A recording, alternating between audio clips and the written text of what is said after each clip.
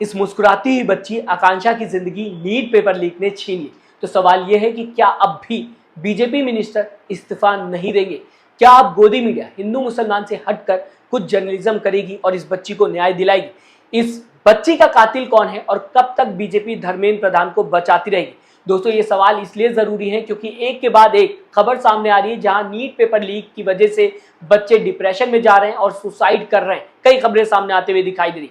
अब मध्य प्रदेश की 18 साल की नीट एस्पिरेंट आकांक्षा चतुर्वेदी की सुसाइड की खबर सामने आते हुए दिखाई दे रही है। और दोस्तों, ये न्यूज सुनकर बहुत ही ज्यादा अफसोस होता है। कितनी मेहनत, उम्मीद और पैसा लगाने के बाद जब आकांक्षा को पता चला कि नीट पेपर लीक हो गया है, यानी कि पूरे दिन रात की पढ़ाई पर पानी फिर गया है, पूरी मेहनत पर पानी फिर गया है, तो इस बच्ची की हिम्मत टूट गई और लास्ट ऑप्शन जो इसे दिखा वो सुसाइड था।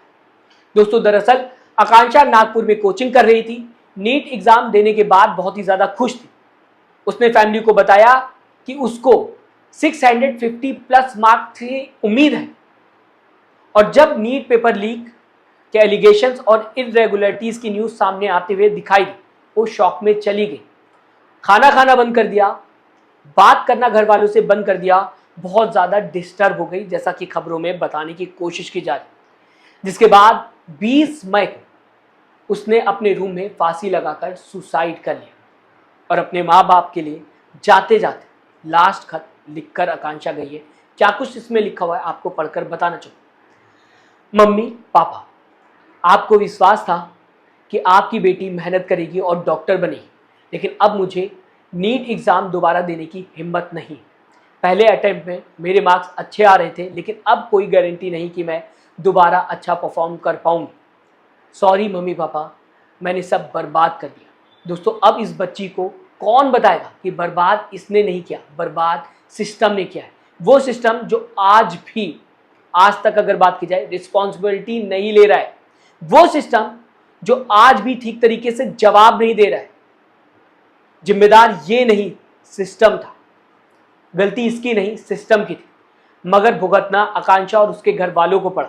दोस्तों, शायद आकांक्षा को इस बात की तकलीफ होगी कि उसके पिता ने उसके डॉक्टर के सपने को पूरा करने के लिए लोन लिया और फिर वो सपना भी पूरा नहीं हो पाया। दरअसल दोस्तों, खबरों में बताने की कोशिश की जा रही, फैमिली बहुत गरीब थी। आकांक्षा के पिता छोटे किसान थे और नागपुर में कुक का काम करते थे। कोचिंग के लिए उन्होंने 3 लाख तक किसान क्रेडिट कार्ड लोन लिया और रिलेटिव से पैसे मांगे थे। मतलब आकांक्षा के परिवार ने अपना सब कुछ दोस्तों लगाकर ये सपना देखा, जिसे नीट पेपर लीक ने छीन लिया। दोस्तों, ये सिर्फ एक सुसाइड नहीं, बल्कि नीट स्कैम एक ह्यूमन कॉज सिंबल बन गया है। इसीलिए लोग गुस्से में हैं, आकांक्षा की इस खबर को शेयर कर रहे हैं ताकि सिस्टम पर प्रेशर बन सके और जवाब मांगा जा सके सिस्टम से। मगर सवाल फिर भी यही है, क्या बीजेपी मिनिस्टर रिजाइन करेंगे? क्योंकि हाल ही में कॉकरोच जनता पार्टी ने ऑनलाइन पिटीशन लॉन्च किया था, जिसमें एजुकेशन मिनिस्टर धर्मेंद्र प्रधान के रेजिग्नेशन की मांग की जा रही थी। इस पिटीशन पर लगभग 6 लाख लोगों ने साइन किया था, इससे भी ज़्यादा लोगों ने साइन किया था और वेबसाइट पर 10 लाख से ज़्यादा दोस्तों मेंबर्स बन चुके थे। लेकिन जैसे ही ये मूवमेंट बड़ा होता हुआ दिखाई दिया, गवर्नमेंट ने उस पूरी वेबसाइट को टेक डाउन कर दिया। सोचिए, जब गवर्नमेंट ने 6 लाख लोगों को पूरी तरीके से इग्नोर कर दिया, जवाब देना सही नहीं समझा और सीधा वेबसाइट बंद कर दिया, तो क्या उम्मीद है आप कि धर्मेंद्र प्रधान रिजाइन करेंगे? इतना ही नहीं दोस्तों, आगे आपको बताना चाहूँगा क्या कुछ और होता हुआ दिखाई दिया।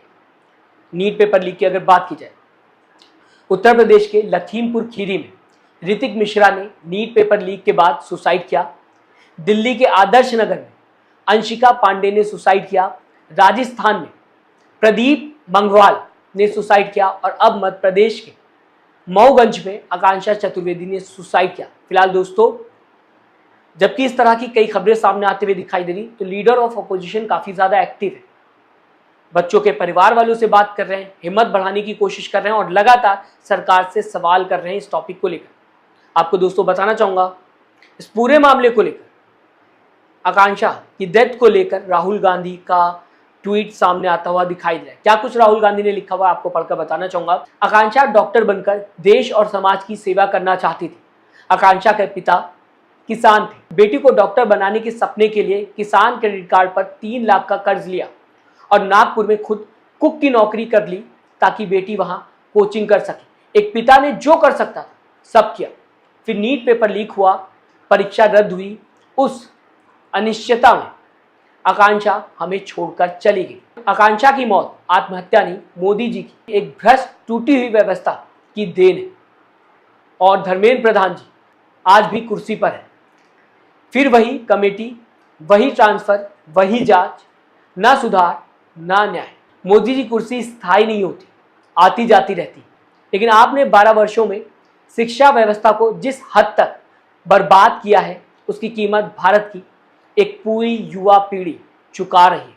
फिलहाल दोस्तों, ये सिर्फ एक बच्ची की कहानी नहीं, ये लाखों नीट एस्पिरेंट्स की कहानी जो साल भर दिन रात पढ़ाई करते हैं, फैमिली लोन लेती है, सपने देखती है और फिर सिस्टम की नाकामी की वजह से ये पूरा का पूरा सपना टूटता हुआ दिखाई देता है। आकांक्षा का कातिल पूरा सिस्टम है जो बार बार फेल हो रहा है मगर जिम्मेदारी लेना नहीं चाहता है। एनटीए की ट्रांसपेरेंसी कम देखने को मिल रही है, सिक्योरिटी लूप होल्स देखने को मिल रहे हैं और कंपटीशन इतना जबरदस्त है कि एक छोटी सी गलती पूरी जिंदगी बर्बाद कर सकती है, पूरा कंपटीशन बर्बाद कर सकती है।